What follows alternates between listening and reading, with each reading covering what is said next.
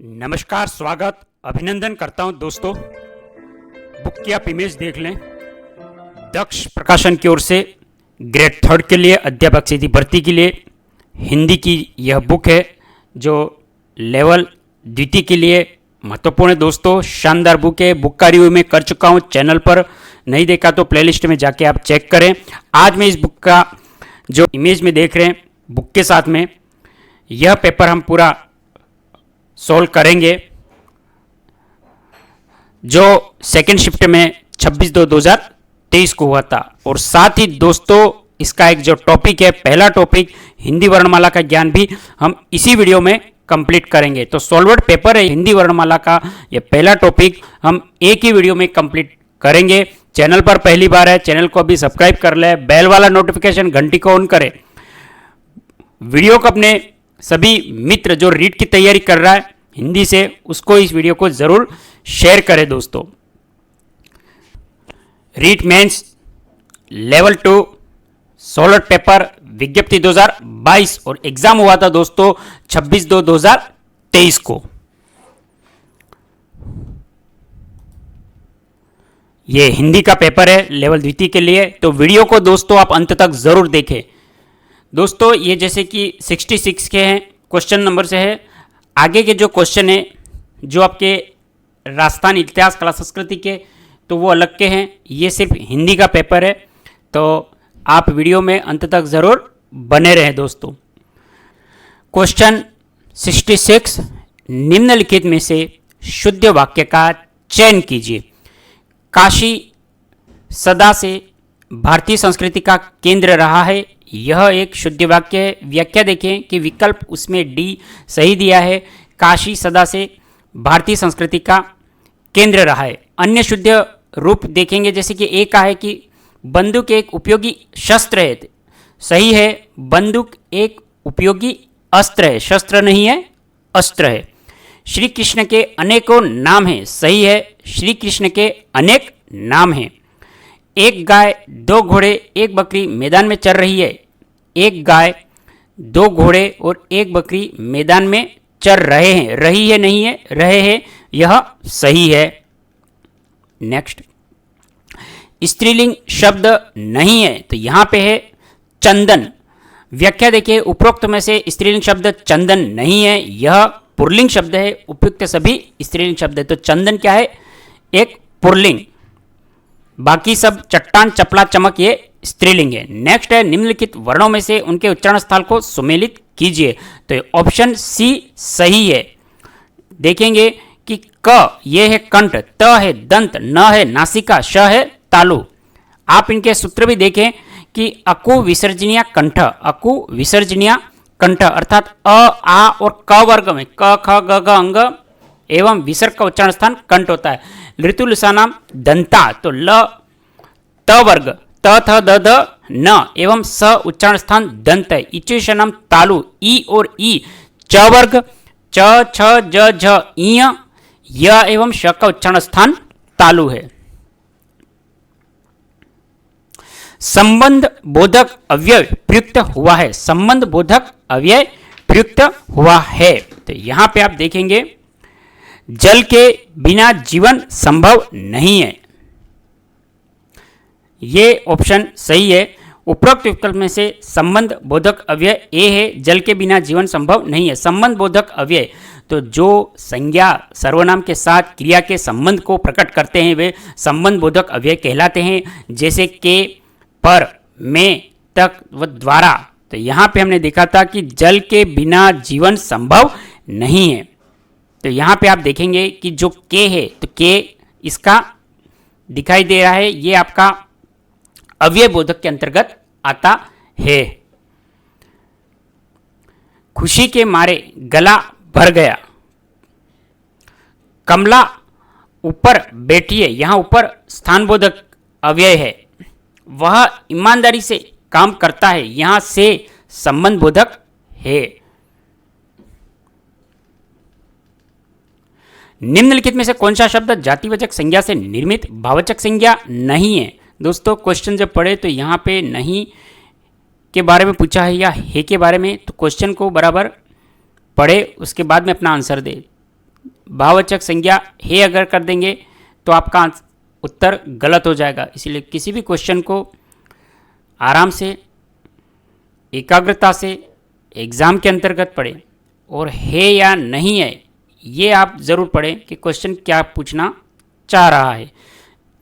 तो यहाँ पे ऑप्शन डी है, भाववाचक संज्ञा नहीं के बारे में पूछा था। नहीं तो कंजूसी, उपरोक्त व्याख्या में कंजूसी शब्द जातिवाचक संज्ञा से निर्मित भाववाचक संज्ञा नहीं है। तो जातिवाचक संज्ञा वह संज्ञा जो किसी वर्ग, समूह, जाति को व्यक्त करती है। भाववाचक संज्ञा वह संज्ञा जो भाव, गुण या अवस्था को व्यक्त करती है। उदाहरण पशुता, पशु से पशुता, बंधु से बंधुत्व। उदाहरण और देखेंगे कि शठ, शठ यह जातिवाचक संज्ञा, शठता भाववाचक संज्ञा, बंधु जातिवाचक संज्ञा, बंधुत्व भाववाचक संज्ञा, पशु जातिवाचक संज्ञा, पशुता भाववाचक संज्ञा।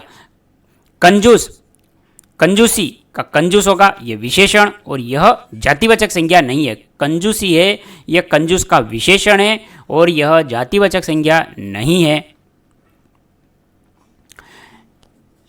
एरा अंग्रेजी शब्द के लिए हिंदी पारिभाषिक शब्द है अचल, अर्थात अंग्रेजी शब्द के लिए हिंदी पारिभाषिक शब्द है अचल, एरा का। क्षेत्र,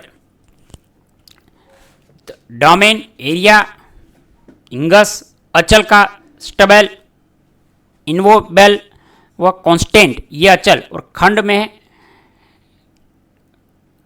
क्लेव्स, सेक्शन, और मंडल का होता है जोन।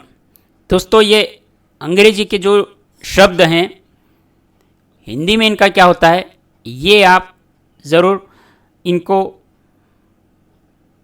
ध्यान से देखें और उसके बाद अपना उत्तर दें। अब है मतैक्य, शब्द का संधि विच्छेद होगा तो सही उत्तर है मत धन ऐक्य। व्याख्या देखें, मत धन ऐक्य, मत धन अ धन ए धन क्य, मत धन ए और क्य अर्थात मतैक्य, वृद्धि संधि होगी। तो वृद्धि संधि से और भी आप उदाहरण देखें। फारसी शब्द नहीं है तो यह है चश्मा। उपरोक्त में फारसी शब्द इलाज नहीं है, यहाँ उपरोक्त में फारसी शब्द इलाज नहीं है। आबरू फारसी शब्द, आवारा फारसी शब्द, चश्मा फारसी शब्द। यहाँ पे फारसी शब्द के बारे में पूछा था कि आबरू, आवारा और इलाज और चश्मा। तो यहाँ पे जो फारसी शब्द में जो इलाज है यह नहीं है, जबकि आबरू, आवारा ये चश्मा, आबरू, आवारा, चश्मा फारसी शब्द है, इलाज एक फारसी शब्द नहीं है। वर्तनी की दृष्टि से शुद्ध शब्द है सोढ़ा, सोढ़ा। अन्य शब्द शुद्ध है। वर्तनी की दृष्टि से अशुद्ध शब्द क्या है तो सोढ़ा, जबकि बूढ़ा, रोड, बड़ाई ये क्या है शुद्ध शब्द है और वर्तनी की दृष्टि से अशुद्ध शब्द है सोढ़ा। निम्नलिखित में से भाषा की लघुत्तम इकाई, भाषा की लघुत्तम इकाई होता है वर्ण। लघुत्तम इकाई वर्ण है वह मूल ध्वनि जिसके खंड या टुकड़े नहीं होते। वर्ण के दो भेद है, स्वर व व्यंजन। निम्नलिखित में से किस क्रिया के विषय में कौन सा कथन गलत है तो क्रिया एक अधिकारी अविकारी शब्द है। क्रिया एक अविकारी शब्द है। यहाँ पे आप देखेंगे कि उपरोक्त में से क्रिया के विषय में जो कथन गलत है वह है बी, उसमें क्रिया को अविकारी शब्द कहा गया जो गलत है। अविकारी शब्द में लिंग, वचन, पुरुष, काल आदि के कारण कोई परिवर्तन नहीं होता है। क्रिया के वे शब्द पद हैं जिनसे किसी कार्य होने या किसी जाने या किसी घटना या प्रक्रिया के घटित होने या किसी वस्तु या व्यक्ति की अवस्था में स्थिति का बोध होता है। निम्नलिखित में से ये नेक्स्ट है, निम्नलिखित में से योग रूढ़ शब्द का उदाहरण कौन सा है तो एक दंत। निम्नलिखित में से योग रूढ़ शब्द का उदाहरण है एक दंत। योग रूढ़ शब्द किसे कहते हैं? व्याख्या देखेंगे, जो शब्द अन्य शब्दों के योगों से बनते हैं परंतु एक विशेष अर्थ के लिए रूढ़ या प्रसिद्ध होते हैं, योग रूढ़ शब्द कहा जाता है। योग रूढ़ शब्द एक दंत है, रचना के आधार पर मूल शब्द या यौगिक शब्द होते हैं। संयुक्त या यौगिक शब्द वे शब्द जो एक से अधिक इकाइयों से मिलकर बने होते हैं। घोड़ा प्लस सवार, घुड़सवार। सुंदर प्लस ता, सुंदरता। अधन परिचित, अपरिचित। उपधनकार, उपकार। आंख धन बबूला, आंख बबूला। निम्नलिखित में से अपठित गद्यांश को पढ़ के प्रश्न का उत्तर दीजिए। भारत का अंगना कब तक मुस्काए, यहाँ पे है जो बी ऑप्शन सही है, जीवन भर। दोस्तों ये आप गद्यांश को पूरा आपको पढ़ना पड़ेगा और उसके बाद में उसका उत्तर देंगे। तो यहाँ पे पूछा कि भारत का अंगना कब तक मुस्काए, तो यहाँ पे है जीवन भर। व्याख्या, भारत का अंगना जीवन भर मुस्काए क्योंकि यहाँ पे मातृभूमि की रक्षा करने व मुस्कान बनाए रखने का संकल्प लिया गया है। नेक्स्ट है, निम्नलिखित में से किस युग्म के विलोम का सही प्रयोग नहीं हुआ है, तो यहाँ पे सी ऑप्शन है, गरल और विष। उपरोक्त विकल्प में सी का उत्तर सही है, गरल और अमृत। यहां पर गरल का विलोम अमृत होगा, गरल का विलोम क्या होगा, अमृत होगा। क्वेश्चन था कि निम्नलिखित में से किस युग में विलोम का सही प्रयोग नहीं हुआ है, नहीं पूछा था। तो जंगम का तस्थावर सही है, कोमल का कठोर सही है, उत्कर्ष का अपकर्ष सही है, जबकि गरल का विष ये आपका सही नहीं है। तो ऑप्शन सी इसके अंदर है कि गरल तो अमृत, अतः यहां पे गरल का विलोम अमृत होगा, विष नहीं होगा। लक्षणा शब्द शक्ति के कौन से भेद हैं, तो रूढ़ प्रयोजनवादी। लक्षणा शब्द शक्ति के दो भेद होते हैं, रूढ़ा एवं प्रयोजनवादी। लक्षणा शब्द शक्ति अर्थात मुख्यार्थ में बाधा उपस्थित होने पर रूढ़ी या प्रयोजन में मुख्यार्थ से संबंधित अर्थ का बोध कराने वाली शब्द शक्ति लक्षणा कहलाती है। इसमें मुख्यार्थ में बाधा होती है। यहाँ पे मुख्यार्थ का अर्थ वाच्यार्थ या अभिधेयार्थ अथवा जब वक्ता द्वारा बोले गए शब्द वाच्यार्थ मुख्यार्थ को बाधित करके से अन्य शब्दों को ग्रहण किया जाता है, उसे लक्षार्थ कहते हैं। लक्षार्थ का बोध कराने वाली शब्द शक्ति लक्षणा कहा जाता है। रूढ़ा में लोक व्यवहार की रूढ़ी के आधार पर बनाया जाता है, जैसे बड़े हरिश्चंद्र बनते हो वहाँ लाठियाँ चल रही हैं, सिर पे क्यों खड़े हो। प्रयोजनवादी लक्षणा जहाँ वक्ता के विशेष प्रयोजन से प्रेरित होकर शब्द का प्रयोग लक्षार्थ में किया जाता है तो वहां प्रयोजनवादी लक्षणा मानी जाती है, जैसे हाथ पांव बचा के काम करना, तो ये रूढ़ा लक्षणा के अंतर्गत आता है। और ये पे है ये व्याख्या प्रयोजनवादी लक्षणा के अंतर्गत। तो प्रयोजनवादी जिसमें क्या है कि हाथ पांव बचा कर काम करना, और रूढ़ा लक्षणों में बड़े हरिश्चंद्र बनते हो वहां लाठियां चल रही हैं, सिर पर क्यों खड़े हो, ये रूढ़ा लक्षणा के अंतर्गत आता है। अर्थ का अर्थ है वाच्यार्थ या अभिधेयार्थ अथवा जब वक्ता द्वारा बोले गए शब्द के वाच्यार्थ मुख्यार्थ को बाधित करके किसी अन्य अर्थ को ग्रहण किया जाता है तब उसे लक्षार्थ कहते हैं। लक्षार्थ का बोध कराने वाली शक्ति को लक्षणा कहा जाता है। तो रूढ़ा लक्षणा में लोक व्यवहार की रूढ़ी परंपरा को आधार बनाया जाता है, जैसे बड़े हरिश्चंद्र बनते हो वहाँ लाठियाँ चल रही हैं, सिर पर क्यों खड़े हो, ये रूढ़ा लक्षणा के अंतर्गत है। प्रयोजनवादी लक्षणा जहाँ वक्ता के विशेष प्रयोजन से प्रेरित होकर शब्दों का प्रयोग लक्षार्थ में किया जाता है तो वहाँ प्रयोजनवादी लक्षणा मानी जाती है, जैसे हाथ पांव बचाकर काम करना। किस वाक्य में उद्धरण चिन्ह का प्रयोग हुआ है, तो ऑप्शन सी कामायनी। कामायनी जयशंकर प्रसाद की सर्वश्रेष्ठ करती है। यहाँ पे जो ऑप्शन सी है इसमें उद्धरण चिन्ह का प्रयोग हुआ है। उद्धरण या अवतरण चिन्ह, जब किसी कथन को ज्यों का त्यों प्रस्तुत करना हो तो उद्धरण या अवतरण चिन्ह का प्रयोग किया जाता है। गोदान भारतीय कृषक जीवन की व्याख्या है। मोहन ने कहा मैं कल जयपुर जाऊंगा।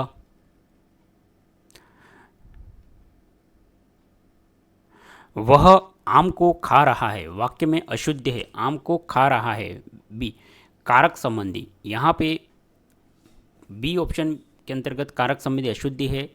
वह आम खा रहा है, कारक संबंधी अशुद्धियों में कारक चिन्ह संबंधी अशुद्धियाँ आती हैं, इसमें कारक की उचित विभक्ति लगानी होती है। वर्तनी की दृष्टि से कौन से समूह में सभी शब्द शुद्ध हैं, ऑप्शन है बी वृद्धि युद्धा सामर्थ्य, वृद्धि युद्धा और सामर्थ्य।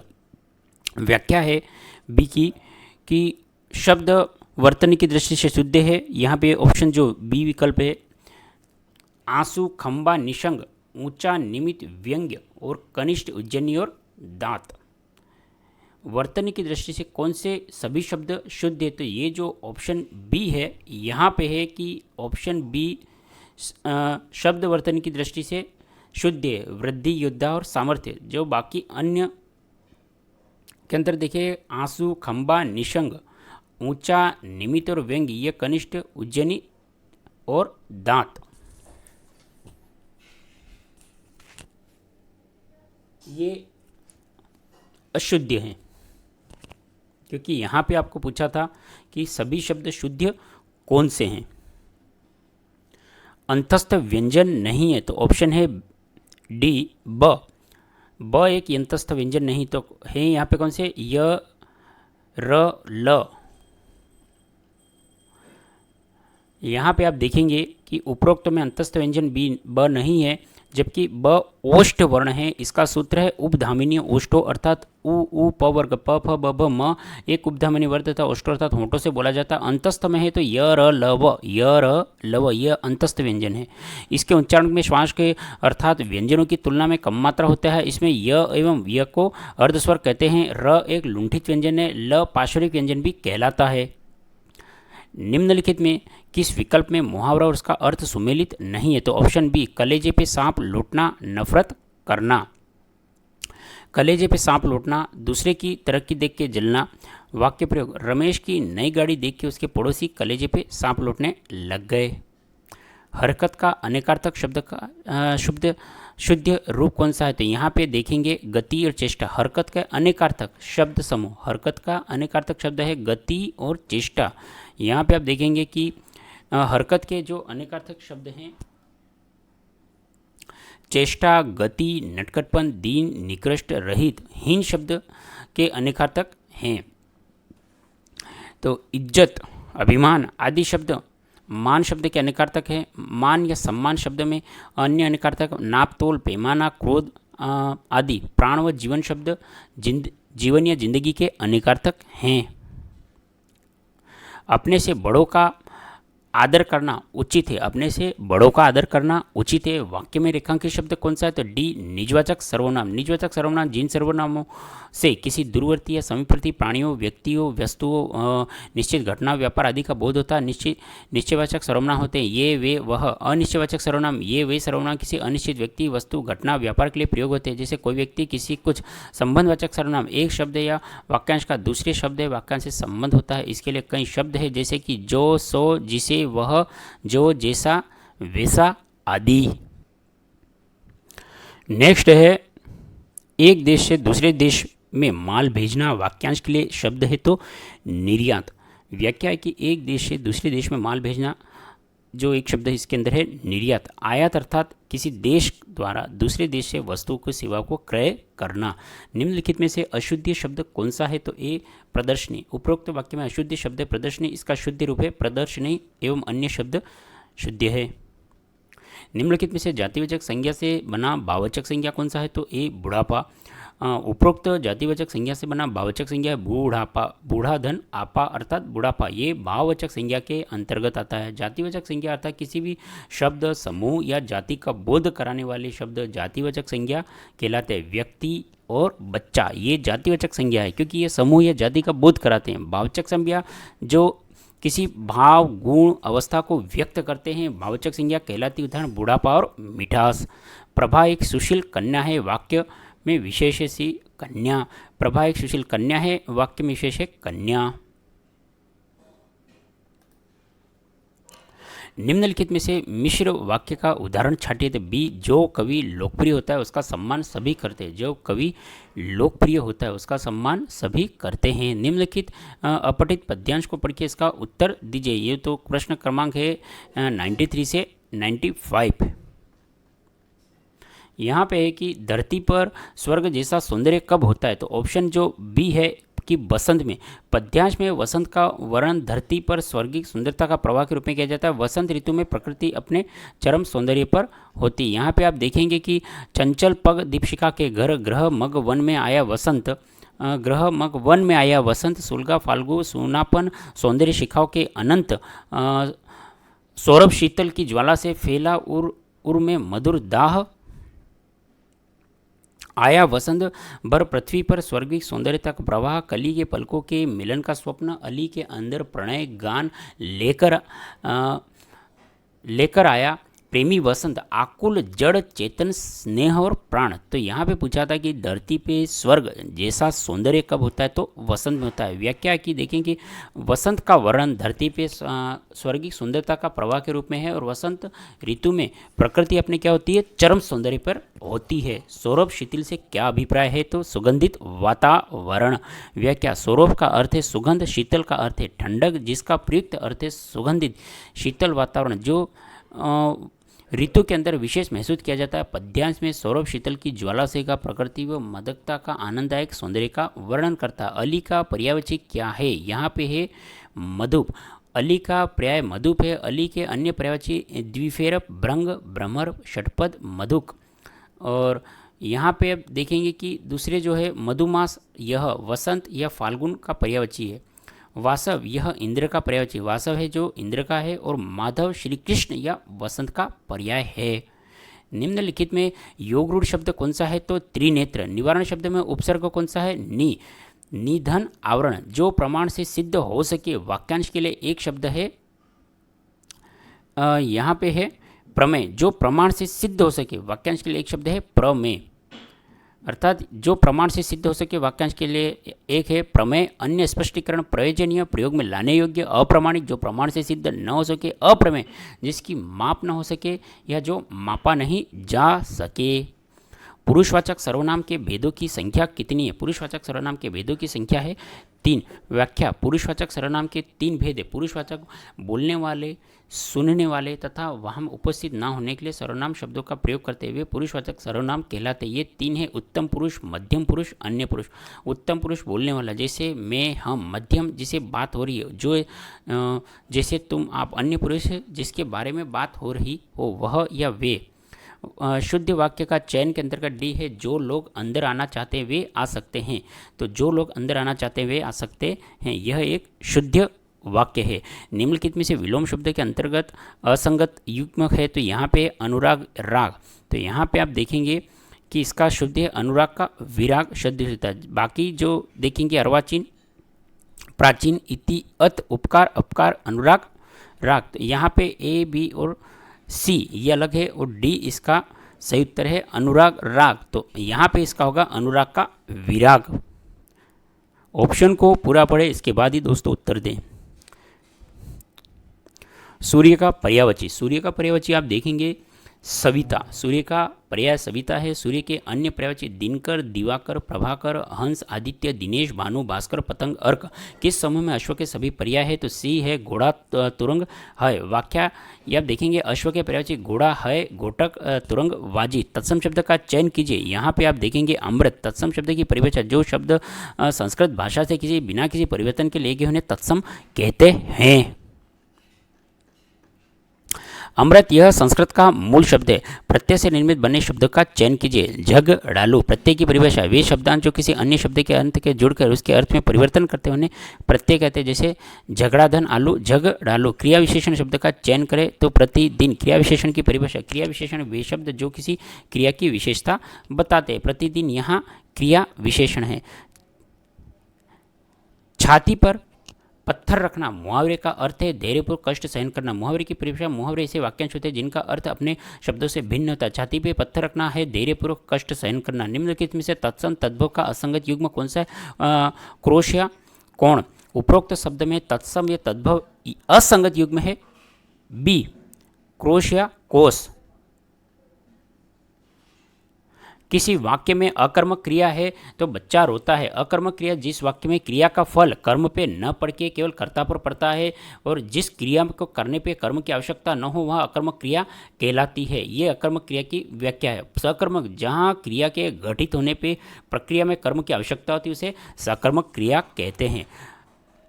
नेक्स्ट है, हमने एक शेर देखा। वाक्य में काल का चयन होगा सामान्य भूतकाल। सामान्य भूतकाल की जो देखेंगे ऐसा वाक्य जो भूतकाल में सामान्य घटना या क्रिया को व्यक्त करते हैं।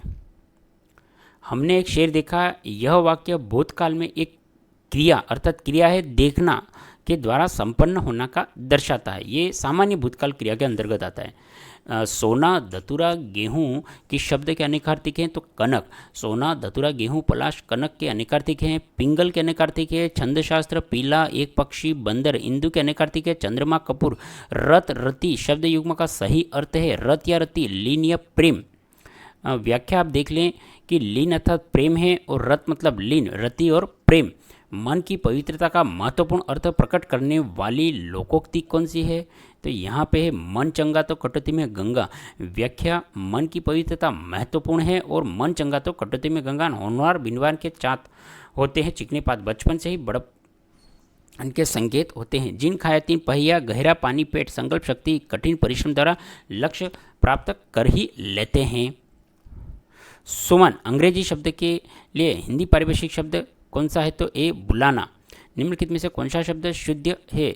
कृति, रचना, कृति, रचनाकार। यहाँ पे आप देखें कृति, रचना, कृति, रचनाकार। एक ती बड़ी है, एक ती छोटी है, दोनों कृति है, पर कौन सी कृति में रचना है, कौन सी कृति रचनाकार है, इस पर ध्यान दें।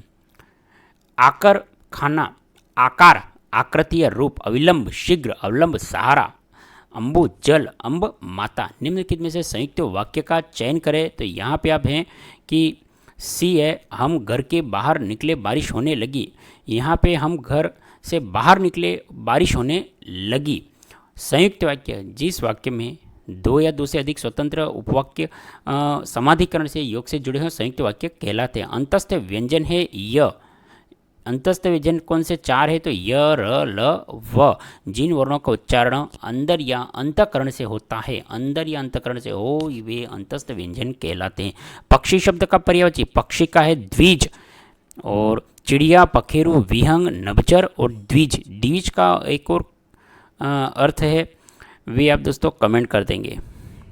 आंखें खुलना मुहावरे का अर्थ है सजग होना। आंखें खुलना अर्थात सजग होना। गत और गति क्रमशः सही अर्थ प्रकट करने वाला शब्द युग में बीता हुआ चाल, बीता हुआ चाल, गति। गत मतलब बीता हुआ, गति मतलब चाल, सही शब्द युग में। लोकोत्तर में कारक की दृष्टि से कौन सा तत्सम है? अपादान तत्पुरुष। लोकोत्तर में कारक की दृष्टि से अपादान तत्पुरुष। निम्नलिखित में से स्त्रीलिंग शब्द नहीं है तो डिब्बा। निम्नलिखित में से शुद्ध शब्द कौन सा है? किसी और से परामर्श लीजिए। उपरोक्त वाक्य में शुद्ध शब्द है तो यहाँ पे है ऑप्शन सी शुद्ध है। सारी दुनिया भर यह बात फैल गई, दुनिया भर में यह बात फैल गई, शायद वह जाएगा, और प्रमाण सहित स्पष्ट कीजिए अथवा सप्रमाण स्पष्ट कीजिए। तो ए ऑप्शन में था कि सारी दुनिया भर में ये बात फैल गई, तो यहाँ पे आएगा दुनिया भर में यह बात फैल गई, शायद वह जाएगा, प्रमाण सहित स्पष्ट कीजिए, सप्रमाण स्पष्ट कीजिए। सबकी मति भ्रष्ट होना अर्थ को प्रकट करने वाला मुहावरा है कुएं में ही भांग पड़ना। खटाई में पड़ना, परेशानी में आना। गर्दन पे छुरी, अत्याचार करना, वध करना। गूंगे का गुण, अवर्णनीय सुख। किस शब्द में अव्यय भाव समास है? अव्यय भाव समास में आजीवन। तो यहाँ पे है आजीवन में अव्यय भाव समास है। आजीवन समास का विग्रह जीवन भर अव्यय भाव। महादेव महान है जो देव शिव बहुब्री। पंचतंत्र 5 है जिसके तंत्र एक पुस्तक विशेष बहुब्री। यश प्राप्त, यश को प्राप्त, कर्म तत्पुरुष। निम्नलिखित में से कौन सा गुण व्याख्यान विधि का नहीं है? तो यह एक मनोवैज्ञानिक विधि है। व्याख्यान विधि के गुण के अंतर्गत आप देखेंगे, हाँ वह यह कि मनोवैज्ञानिक विधि अन्य सभी गुण व्याख्यान विधि है। व्याख्यान विधि के गुण में यह उच्च कक्षाओं के लिए उपयोगी है। व्याख्यान विधि कम खर्चीली होती है। व्याख्यान विधि कम समय में अधिक ज्ञान को प्रदान कराती है। भाषाई कौशलों का सही क्रम है सुनना, बोलना, पढ़ना, लिखना। सुनना, बोलना, पढ़ना, लिखना। यहाँ पे भाषाई कौशलों का सही क्रम है सुनना, बोलना, पढ़ना, लिखना। सुनना पहले भाषा सीखने का पहला कौशल, बोलना इसके बाद में दूसरा, तीसरा है पढ़ना और चौथा है लिखना। तो ये सही क्रम में सुनना, बोलना, पढ़ना, लिखना, भाषाई कौशल क्रम। हिंदी शिक्षण में शास्त्रीय शाखीय अभिक्रिया निर्देशन के अंदर कौन सी विशेषता नहीं है? तो यह छोटी कक्षाओं के अधिक उपयोगी है। हिंदी शिक्षण में शाखीय अभिक्रिया निर्देशन के उपरोक्त में से जो विशेषता नहीं है यह छोटी कक्षाओं के लिए अधिक उपयोगी, अन्य सभी विशेषताएं अनुदेशन की हैं। शाखीय अभिक्रिया अनुदेशन की विशेषताएं यहाँ पे हैं। ये पदों का आकार बड़ा होता है, विद्यार्थी सही विकल्प का चयन करते हैं, इसमें नवीनता और विविधता होती है। कविता शिक्षण की विधि नहीं है तो ये डी ऑप्शन सूत्र प्रणाली। उपरोक्त कविता शिक्षण में सूत्र विधि नहीं है। सूत्र विधि व्याकरण शिक्षण कम में आती है।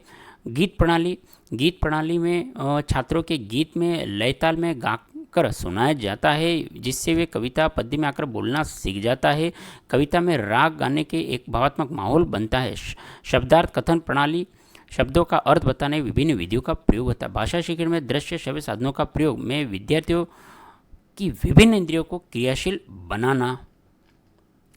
भाषा शिक्षण में दृश्य श्रव्य साधनों का मुख्य प्रयोजन है दृश्य श्रव्य साधन जैसे चार्ट, मॉडल, मानचित्र, चलचित्र, रेडियो। दृश्य श्रव्य साधन जिनका उपयोग छात्रों की दृष्टि से श्रवण इंद्रियों में किया जाता है, यह भाषा सीखने की सहायता करते हैं। यह शिक्षण को अधिक प्रभावी रोचक बनाता है। कार्ड पर लिखे शब्दों को चित्र के साथ मिलाने का कार्य किया जाता है। इसे किस विधि में किया जाता है? तो ये साहचर्य विधि में किया जाता है। कार्ड में लिखे शब्दों को चित्र के साथ मिलान करने का साहचर्य विधि में किया जाता है। इसकी प्रतिपादक श्रीमती मारिया मॉन्टेसरी है। और शब्दों, चित्र, खिलौनों, वस्तु आदि के अंदर शब्द साहचर्य का संबंध स्थापित करना। इस विधि में चित्र व वस्तुएं एक कमरे में एकत्रित होती हैं तथा वस्तु तथा चित्रों पर नाम कार्ड पर लिखे होते हैं। बालक अभ्यास करते हैं, वस्तु के अंदर साहचर्य स्थापित कर लेता है। यह केवल छोटी कक्षाओं के लिए उपयोगी है। मूल्यांकन एवं संरचनात्मक योगात्मक वर्गीकरण किसे किया? तो ये है मिकेल स्क्रीवेन ने। मूल्यांकन व योगात्मक का वर्णन मिकेल स्क्रीवेन ने किया। योगात्मक उदाहरण वार्षिक व अर्धवार्षिक परीक्षाएं। योगात्मक मूल्यांकन का उद्देश्य है उपलब्धि प्राप्त करना है। रचनात्मक मूल्यांकन का उद्देश्य सीखने में सुधार करना है और निदानात्मक परीक्षाएं ली जाती हैं। निदानात्मक परीक्षा ली जाती है। ऑप्शन बी है छात्रों की कमजोरी का पता लगाना। व्याख्या है निदानात्मक परीक्षाएं छात्रों की कमजोरी का पता लगाना। इसमें बालक की अधिगम के संबंधी जो कठिनाइयाँ होती हैं, बालक पढ़ाई में कमज़ोर क्यों होता है उसकी जानकारी प्राप्त करना, छात्रा की असफलता के कारण उसकी जांच करना, उपाय के लिए किए जाते हैं। उपाय उपचारात्मक शिक्षण कहलाता है। नेक्स्ट आप देखेंगे कि निम्नलिखित में से असत्य कथन है। असत्य कथन है यहाँ पे है मापन के अभाव में मूल्यांकन कार्य वैज्ञानिक है। उपरोक्त में से असत्य कथन है अन्य सभी सत्य। मापन की अपेक्षा में मूल्यांकन व्यापक है। मापन एक अंग है, मूल्यांकन से अधिक व्यापक है। सत्य कथन मापन एकांगी, मूल्यांकन बहुमुखी। मापन एक क्षेत्र सीमित, मूल्यांकन विस्तृत। मापन परिमाणात्मक अभिव्यक्ति, मूल्यांकन परिमाण तथा गुणात्मक अभिव्यक्ति है। निदानात्मक परीक्षण का उद्देश्य छात्र की कमजोरी का पता लगाना। निदानात्मक परीक्षण मुख्य छात्रों की कमजोरी का पता लगाना।